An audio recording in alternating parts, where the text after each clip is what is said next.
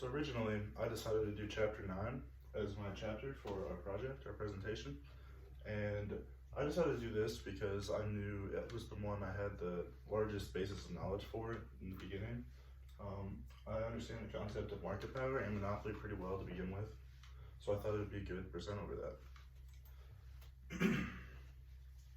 So basically, I'm going to go ahead and start with a summary of the chapter before we dive into anything else. This chapter was based around market power and different styles of monopoly.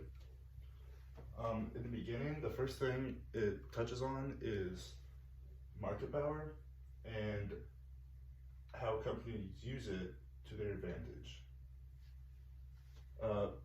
Basically, the big part of this is MR equals MC, marginal revenue equals marginal cost. I'm going to talk about that a lot in this presentation because that's basically the main thing you need to worry about when it comes to monopolies and microeconomics, at least.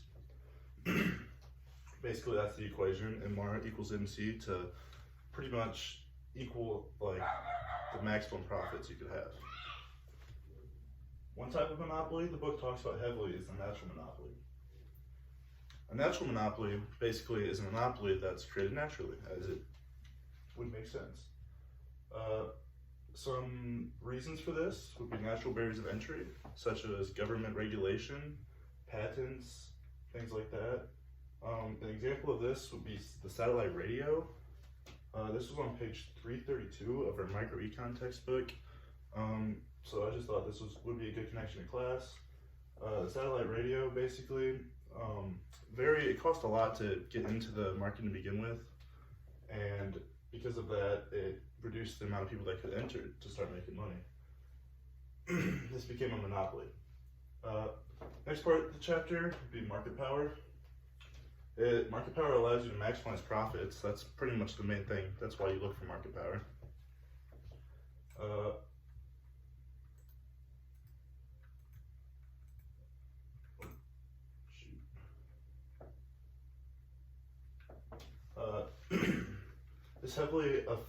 Market power monopolies can create a large amount of deadweight loss.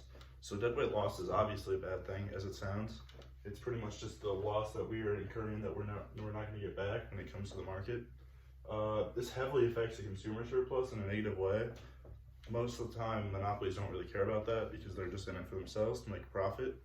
And monopolies, that's one reason monopolies create such a huge deadweight loss, is the lack of the concern for the customer. This heavily affects the consumer surplus, as I said. And then the next part of the chapter was how governments fight monopolies. So governments fight monopolies by regulation and antitrust. So first, the antitrust part.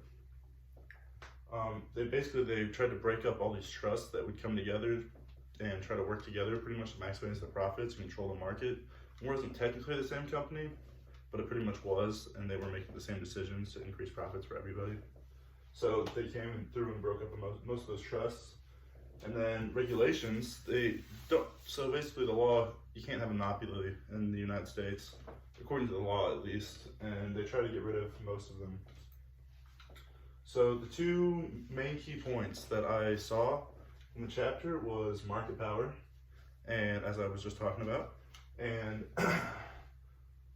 basically market power means, this is from the book, a firm that can influence the price at which its product sells by changing how much it produces is said to have market power. So basically, they can change the price of anything, of the product they produce, because they have all the market power. So they can reduce the supply a large amount so that people have to buy at whatever price they decide. The next key point was the monopoly. This was when a company holds a huge amount of market power. Basically, it can decide to do whatever they want.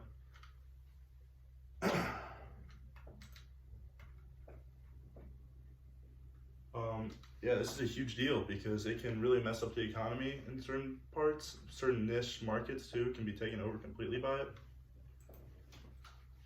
Examples of monopolies that I found. The first one was Apple when it released its first iPads. They didn't even have any colors or anything, as the book says. This is on page 331, and people were lining up out the door to buy these. So they could completely take control of the market and do whatever price they wanted. Even when tablets came out from Sony and other people, they couldn't compete because people just wanted the iPads. So the next monopoly was utility companies.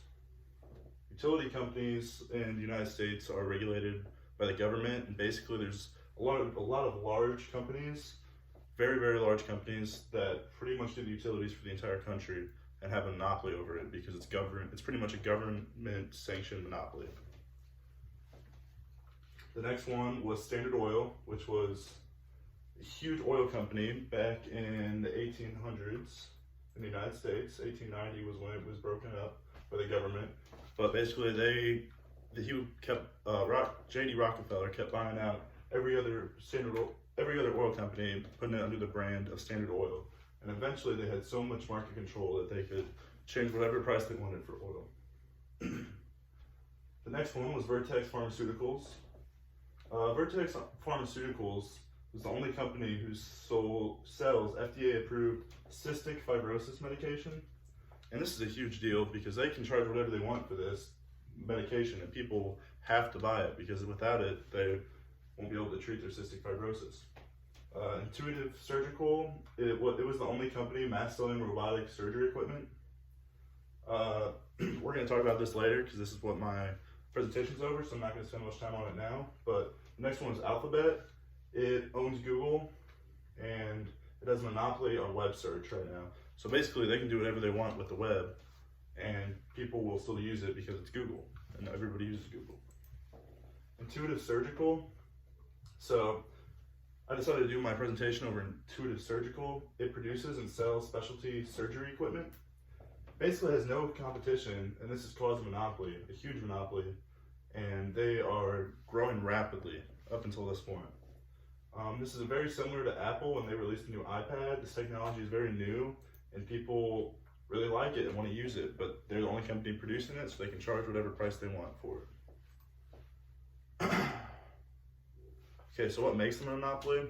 Intuitive Technology is a monopoly because there's lack of competition. There's no competition for them, so they can charge basically whatever they want.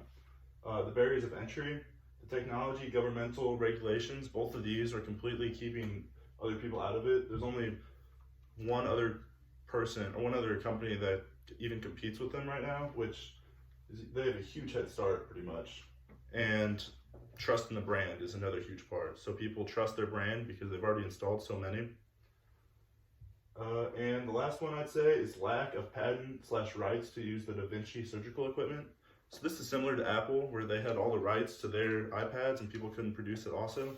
So they use this thing called the Da Vinci, which is the most advanced robotic surgical device there is right now. And they're the only one that's allowed to use it because they have the patent for it. So they have a monopoly on the market. So how do they take advantage of being a monopoly? First, their products are incredibly expensive, estimated to cost barely under $2 million per device that they install. They've installed thousands and thousands, tens of thousands of these in hospitals throughout the nation already. Not the nation, the world already. You might not be able to see the graph, but it's steadily increasing at a rapid rate, and they are able to grow steadily without any competition. Some connections to class that I saw, MC equals MR. When it comes to monopolies, this is the most important thing to know. Intuitive, MC equals MR, as we talked about earlier, so they can maximize their profits when they have all the control over the market. Intuitive Surgical takes advantage of supply and demand. They're able to control the market because they have no competition. So they're able to control supply and demand, as we talked about in class. I just thought it'd be good to connect supply and demand to this also.